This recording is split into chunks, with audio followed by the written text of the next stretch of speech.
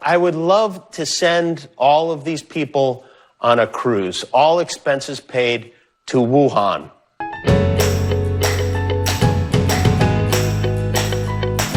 We observed the situation earlier today where police officers on the ATV, the officers were going up and greeting a guy who was coming to see them. They gave a high five and a hug, pretty much the exact opposite of what you would expect our local officials here to be doing. Geez, Sam. Yeah, I understand it's hard for people. You see people for the first time, you want to say hello. This is definitely not the time for high fives and hugs. And I know that for the most part, police there are trying to enforce that. And so they're respecting a lot of that. But to hear people are very angry, this is one of them. And then there's people here as well. I want to show you some of the anger, some of the emotion that's out here. Protesters have taken to the street.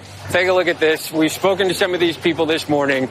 They are frustrated at what the governor is doing. They say their rights are being trampled on. As if we could beat this virus that's killing thousands and thousands of Americans by just acting as if everything is fine. Everything is not fine. We're not on the other side of this yet.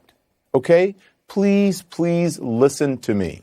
If we make the wrong choices now, more people will die. What a disaster. You want to head to the park to watch a squirrel battle a rat over a corn cob. As the doctor says, we are in the beginning stages of this pandemic. We are not at the end. Number two. And every doctor, every expert that we've spoken with says the same thing. We are at the beginning, not the end. An anchor on CNN, one of the dumber ones, shamed a barbershop owner who said he was reopening his business even if it put him at risk personally. Right, I'm going to defy all the way to the end. If I end up with 20 tickets in Solano County Superior Court, 6 months from now, that's a risk I'm willing to take. So that's $20,000, and if you want to have your other barbers provide for their families, how does that math work out? We've been staying indoors. We have been slowing down the spread. But what we haven't done is gotten rid of the virus. This is what new normal looks like. Eating in Texas, complete with masks. In Miami Beach today, they had to close the popular South Point Park again after police issued 7,300 warnings to people not wearing masks. Defying a stay-at-home order, spectators took to the National Mall in Washington, D.C. for the Blue Angels flyover.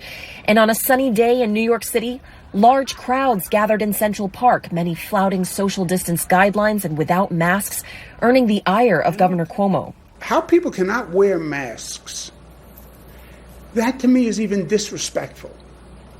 It's disrespectful.